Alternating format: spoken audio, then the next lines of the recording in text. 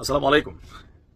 ঈদ মাত্র শেষ হলো, বা ঈদের নামাজ এখন আসলে শেষ হয় নাই। তবে বিএনপি তাদের যেই বক্তব্য ছিল যে ঈদের পরই তারা কঠিন কর্মসূচি ঘোষণা করতে যাচ্ছে, আর এই কর্মসূচি যদি ঘোষিত হয়ে যায় বা পালন হয়, যে ভাষা প্রয়োগ শুরু হয়েছে বিএনপির পক্ষ থেকে বিভিন্নভাবে, ডক্টর মোহাম্মদ ইউনূস সরকারের জন্য বিশাল একটা ঝড় আসতে যাচ্ছে।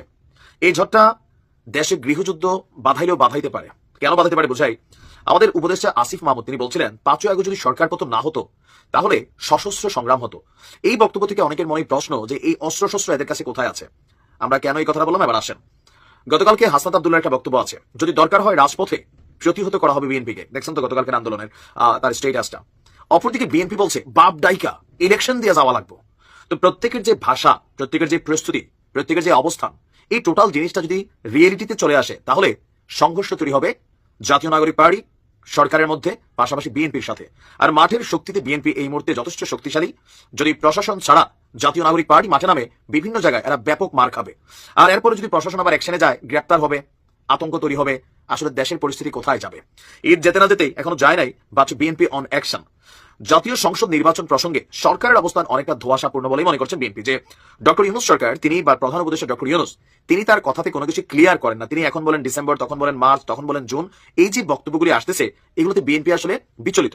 অপরদিকে ডক্টর মোহাম্মদ ইউনূসকে প্রধানমন্ত্রী হিসেবে দেখতেছে, অথবা পিনাকির পরামর্শ যেটা যে জাতীয় সরকার গঠিত তিনি প্রধান উপদেষ্টা থাকবেন, তারেক রহমান উপপ্রধান উপদেষ্টা থাকবেন, এগুলোতে বিএনপির মনে স্বাভাবিকভাবে সন্দেহের জায়গা তৈরি হওয়াটার কোনো ভুল নাই। আর সেখান থেকে বিএনপি হার্ড লাইনে যাচ্ছে। বিএনপি বলছে বেগম খালেদা জিয়ার যিনি একজন উপদেষ্টা আছেন এবং জাতীয় নাগরিক পার্টির খুবই সমালোচক বা এই মুহূর্তে চক্ষুশূল হিসেবে আছেন আপনার অ্যাডভোকেট ফজলুর রহমান, তিনি বলছেন যদি জীবিত থাকে, মানে তিনি যদি জীবিত থাকেন, বাপ ডাইকা বাংলাদেশে ইলেকশনটা দিয়ে যাওয়া লাগবে। গতকালকে তার নিজস্ব এরিয়া কিশোরগঞ্জের ইটনা উপজেলার মৃগা ইউনিয়নের আনন্দ বাজারে ঈদ পরবর্তী পথসভায় তিনি একটা জ্বালাময়ী বক্তব্য দিয়েছেন। তিনি বলছেন যে বাপ ডাইকা দেওয়া লাগবে, বাপ ডাইকা আমাকে গুলি করে মারবেন, আমার আল্লাহ আছে, আল্লাহ ইচ্ছা করলে আমাকে রক্ষা করতে পারে, পারে না। 500 গুলিও আমার বুকে লাগতে না পারে, আমার আল্লাহ আছে, আমি সত্যি কথা বলবোই। এরপর তিনি এটাও বলছেন আমি ভোট চাই না, যারা রাজাকারদের হাতে নেতৃত্ব ছাড়তে চায় আমি তাদের ভোট চাই না। মানে জামাত ইসলাম সম্পর্কে তিনি বলছেন, কথাটা খুব ক্লিয়ার।